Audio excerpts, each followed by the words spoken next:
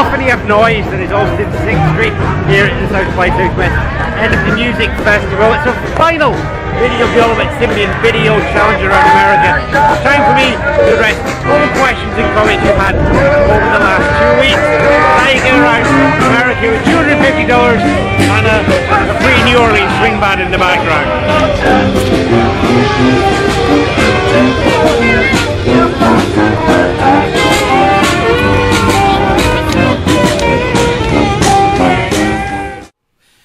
Hello there and welcome to the last video portion of the All About Symbian video challenge for March 2010. I'm Ewan Spence, and as you'll recall, the challenge was grab yourself $250 out the All About Symbian kitty and use that to buy your phone, your SIM card, data, calls, text, peripherals, applications, absolutely everything. Well, as you all know and have been following, picked up the Nokia 5230 on mail order. It is available through the Nokia USA website, which should also be available as the Nokia Neuron over the next couple of weeks, probably through T-Mobile. Let's start this off with the summary.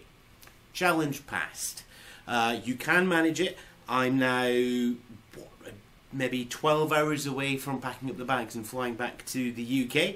I've used, according to the internal tracker, 43.49 megabytes out of my 100 megabytes of data.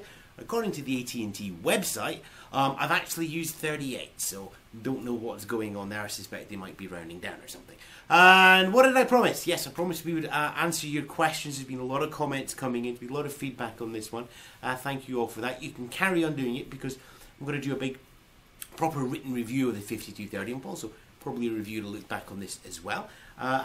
Of course, being in America, I have finally found a video buddy. This is Cthulhu from the H.P. Lovecraft Call of Cthulhu Mythos. Are you going to help me with the questions? Yeah. Yeah, right, okay. First of all, 5230. Here, very good. Okay, yeah, I need to keep this. Right, what do we got? Now, let's see, there are two questions that came off right at the start. It's why have you went with AT&T? Why haven't you went with the companies like Max Roam, Truephone or giffgaff? And the answers are pretty much twofold. Firstly, most of those companies deal with calls. They're very good at handling international calls and calls that are a similar rate to local calls when you get over here to a foreign country. If all I was doing was phone calls, then I don't think those guys would have been a problem. Where it would have been more interesting, of course, is data. Those guys are still trying to get £1 or £2 per megabyte, and it's not brilliant.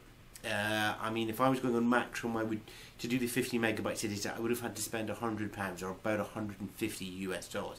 That is just not economical. giffgaff, I did ask, they haven't worked out how to do international data billing yet. So although they're still free in the UK until May, they can't do anything abroad. So that was why I had to go with a local SIM card. And huge amount of confusion here. Everybody going, oh, go for this plan, go for that plan. Thing is, we were looking specifically for a prepaid plan. We were looking for one that did not have a contract at it, even if it was a get a contract and cancel it after 30 days. That was not the intention. The intention was to go in, pay some cash, come out, and have no liabilities. But AT&T's 100 megabytes, as I said, been here for 2 weeks.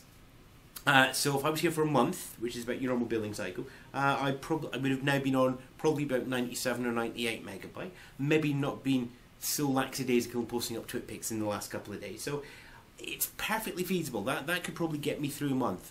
Calls, I'm down to about $3 worth of call time left from $15. But one of them was a very long call to American Airlines to make sure that my plane wasn't cancelled because of the BA strike. Don't laugh. I know you like the horrible stuff.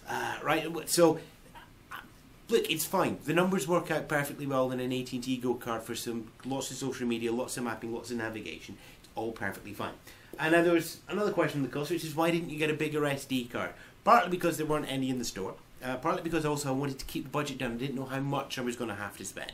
So yes, I could have went for a 4 gig or an 8 gig card, but to be honest, I don't think it would have added that much. I mean, we've got video on here. We've got images on here, and they've taken up maybe about 300 or 400 meg. What else we got? Mapping data. Yeah, the mapping data took up about 400 megabytes. And then space for some music albums and stuff like. Yeah, you got to manage it a little bit, but it's perfectly fine. A bigger SD card might have given me a little bit more space for more albums, but would have meant I had less of my budget available to spend on other things. Okay, what's next? What about email? That's a good one. Somebody suggested emoji or Nimbus. Nimbus was actually for IP. I'll come on to that in a second. I used the built-in client to read and the Gmail client to send. For some reason, I couldn't get the Nokia mail message client, not the OV messaging, the built-in one. That wouldn't send email. So although it could read Gmail quite happily, it wouldn't send. So I had to end up going up. Yeah, I know. I end up getting the Gmail Java client, which actually has a bonus. It tells you how much data it's using up in the corner, which is great. Yeah, check in. Oh, 30k. Boom. Right, send a mail. Oh, there's another 7k. And that was really, really useful, having a constant on-screen ticker or counter. If anybody's doing any of these sort of data tracking applications, that might be an idea. There's some space up in the status bar where you could add in how much data you've been using as a running total, rather than having to jump back to the application. So email works. Most communications out here, I'll be honest, were through DM or text. So it wasn't a game changer that I didn't have email with me in anything other than the basic format. It allowed me to read the stuff, catch up, and then it's so difficult to get a hold of people at a conference like this. Far easier to give them a call. Opera Mobile and Opera Mini. You know, that's an interesting one. I'm going to have to go back and consider that. I chose Opera Mini partly because it was more lightweight. It offered a little bit less data usage, and Opera Mobile just seemed quite heavy. There's the installation question. I would have had to sideload it from the PC because grabbing 6 megabytes of the application over the air would have been absolutely crazy. But look, either of them, both of them work. I got the data. I was able to do check-ins to Foursquare when the GPS didn't work inside Gravity because I was in a tall building. I was able to follow James Allen Formula 1 website and all the Formula 1 live timings while it was going on for the race last week, and quite happy I missed the Bahrain Grand Prix. I know, sacrilege. What else? Why not use Joiku Spot so your laptop can get online? I never thought of this. What a lovely idea. And again, I'm going to have to go back and have a look at how much data that would actually use to see if it's viable. Right now, I'm sort of at the monthly limit, although $40 for 200 megabytes, it's probably a fair thing. But it's a lovely, lovely idea. How did you get the tape loading error on the camera? Well, all I'm going to say is artistic license on that one. And anybody who recognised our tape loading error 01 will probably have got the reference. Anybody who doesn't, well, you know, it was just a nice way to cover a mistake. Right now, those are the major questions. Obviously, you can still keep them coming in. Ewan at allaboutSymbian.com or at Ewan on Twitter. I shall be back in UK soil at some point over the next couple of days. BA willing, I will actually be able to get up from London to Edinburgh. Otherwise, it's a bit of a long walk. Yeah, I know you can fly.